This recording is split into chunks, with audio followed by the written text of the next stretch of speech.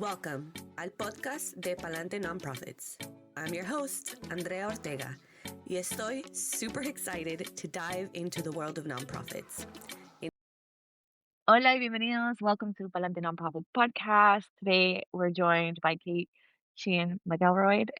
I'm so excited. What a mouthful, but I love your name. And I'm so excited to have you here as a new consultant of Palante Nonprofits with over a decade of experience in prospect research and donor strategy. And I have been dying to do this with you because people need to see how brilliant you are. So Oh my I'm so God, stop. excited that you're here and that we get to talk about, as you know, I'm very passionate about breaking, kind of the barriers to our smaller grassroots and BIPOC-led orgs, the knowledge that is in philanthropy nowadays that has been for many years around gatekeeping, the way fundraising strategy should be, the real tricks and tips around that prospect research and donor strategy. But, you have supported organizations from all sizes, from grassroots to large. So you worked at a university, corporate foundations, and so helping them to uncover and understand people and funders who are most aligned with their mission. You have a master's degree in philanthropic leadership, which would love to learn more about that. But you also have a deep expertise in building prospect pipelines and bringing clarity and strategy to the fundraising process. I'm really happy to have you here. Anything you'd like to add in your intro before we get started? Too kind. Thank you so much for having me. I really appreciate it. And it's nice to be here. Nice to be part of the Palante team. I'm really excited and so fun. I love it. I love it. I'm really excited because you have a lot of knowledge. Like, I also think that like my fundraising background is very scrappy. I've done from like the car washes to I dressed as a pizza and sold it at like universities.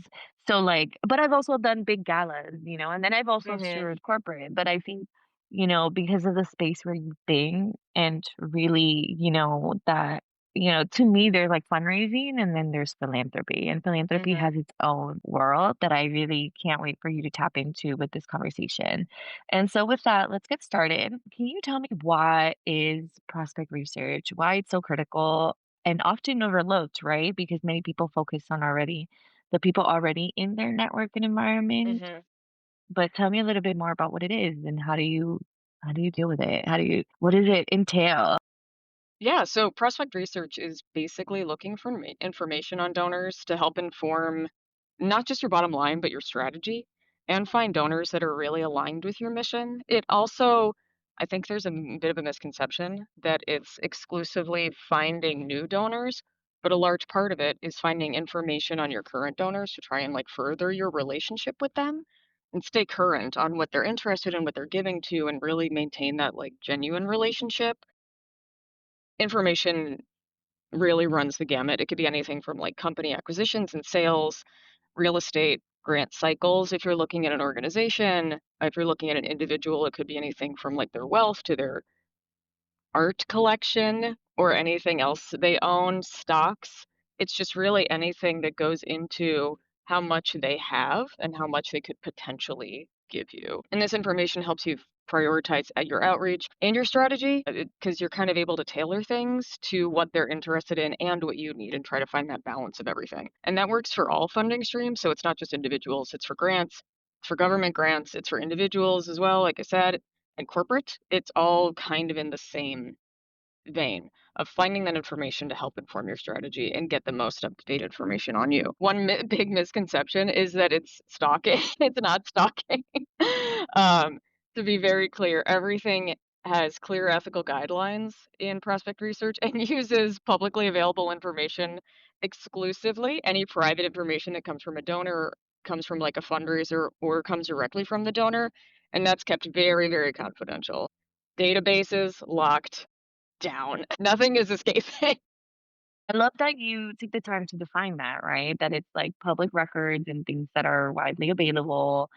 Where do you start with that prospect research? At what point does it start? Does it start with just a Google search? Does it go as far as like LinkedIn? Like, tell me more. Tell all the secrets. I mean, to your point, I mean, part of why I like working with you so much is because I also don't want to gatekeep information because anybody can do this, right? Like, there's a misconception that research is for like big shops, and it's really not. It's just that it's a bandwidth fit. I know, right? Like, in my opinion, it's a bandwidth issue.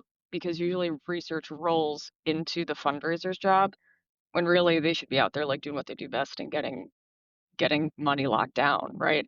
Anybody can start anywhere, and my number one is Google.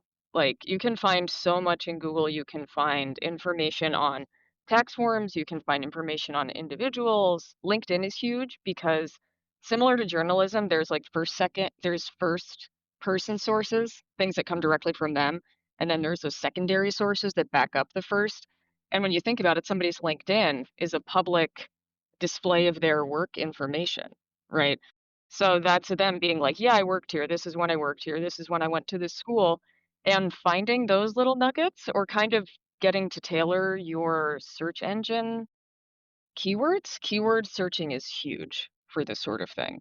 That'll go so far. Like, for example, if you're looking at a grant, if you're trying to look at an organization and see, like, do we fit? Do we actually align with what they're doing, seeing how they define their programs, and then just doing a control F if you're on a PC. I don't remember what it is on a Mac, but in their annual report, and then seeing like, do they like food pantries or something, say that they call it hunger.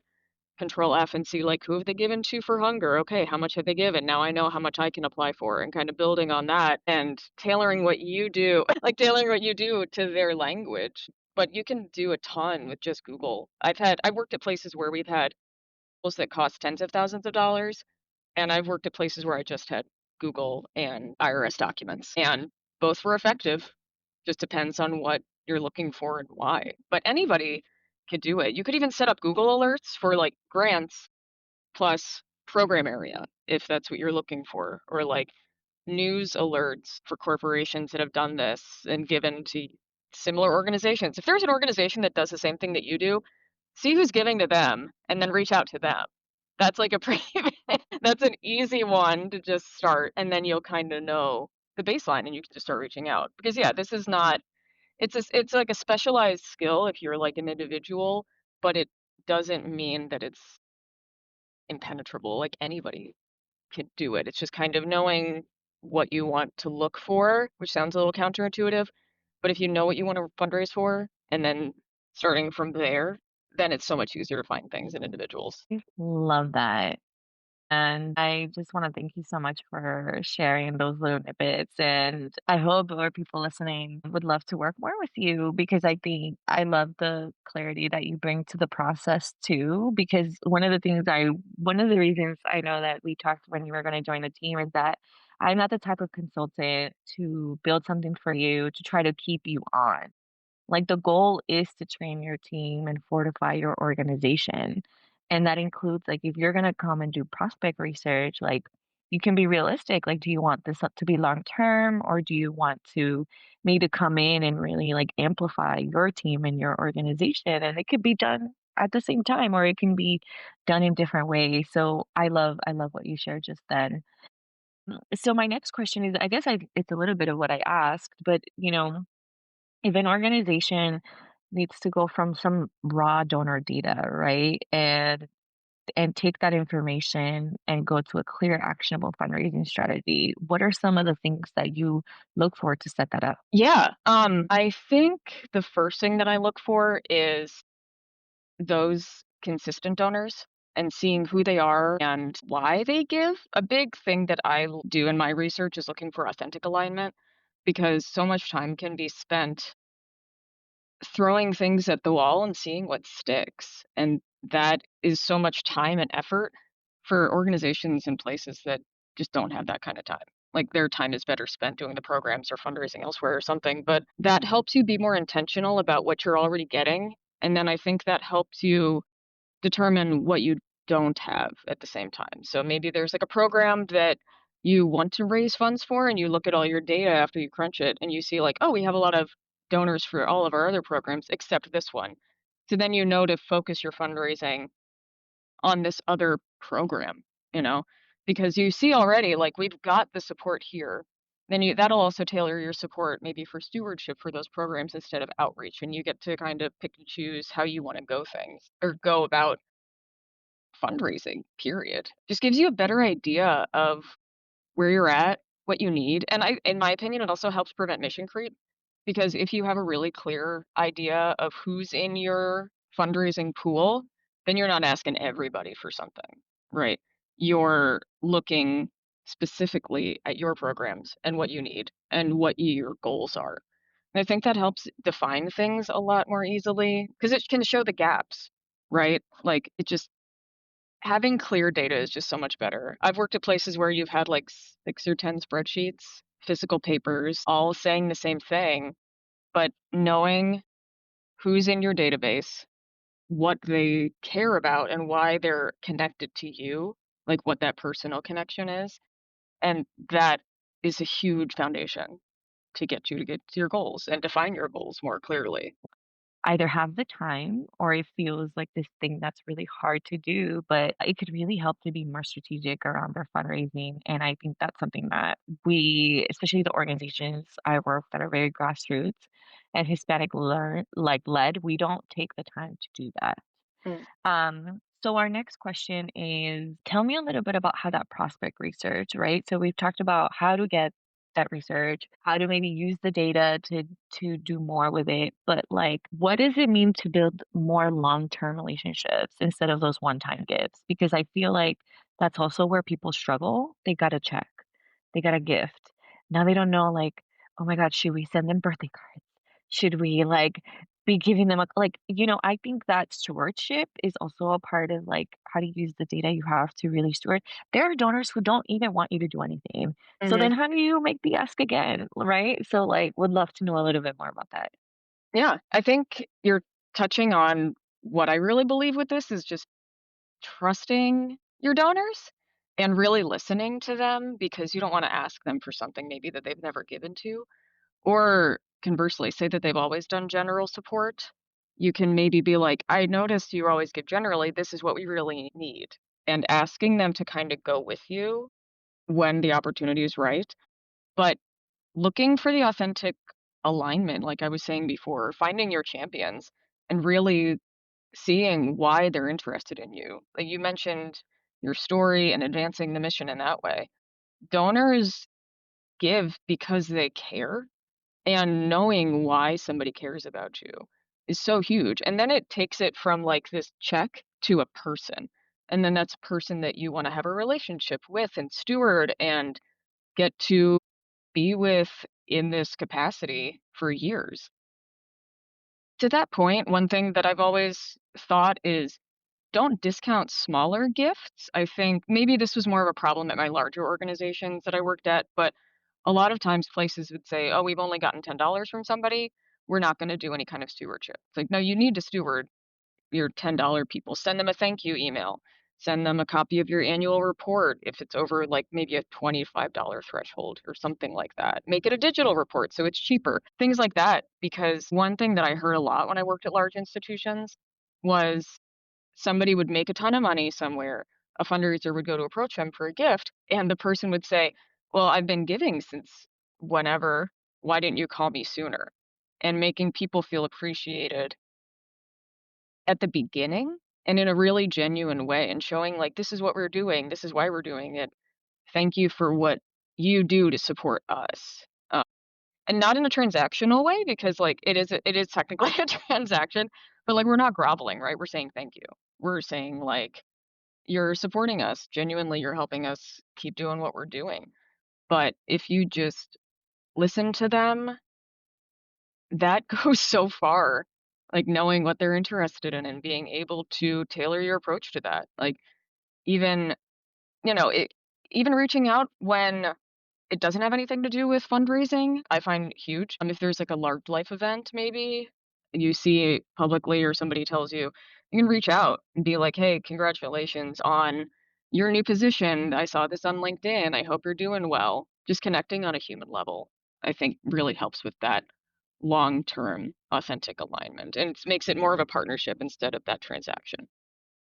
Yeah, and I'm assuming like you can come, you usually come also in like helping find out the best ways to do that, right? And that's why you partner with development teams and you work with there. And so it's almost like you're if um if our fundraisers, and I know they're probably gonna get mad at me for calling them the salespeople, you're like their brain, right? Around how to best kind of close the deal of whatever that looks like. And I do love that because even though we always don't want to compare to for profits, there are things that I think overlap in the, you call it a sales pipeline. We call it donor stewardship and what that looks Hmm. like and at the touch point. And so I think, it's important that like we understand that like you can't just approach a donor without knowing anything about them. And I think that's really helpful where you come in to really maximize that interaction. Okay, and then we're almost at the end, so really love everything that you're giving, but we're gonna switch a little bit too, because it's not just individual donors or major gifts or things like that, but you also do this for grants and large philanthropic organizations. So tell me the role that prospect research does also in grants, and you mentioned a little bit about that around stalking. Sorry, I'm not supposed to use the word stalking, but you know what I mean, uncovering. Or reading or understanding, Yeah. names and other things like that, but how does prospect research, what's the role that it plays when it comes to grant seeking? Yeah, I think that prospect research for grants helps you define what you're exactly looking for. Because when I was doing a lot of that grant research, I was also working directly with program managers. And my first step was always sitting down with the program manager and being like, what do you need?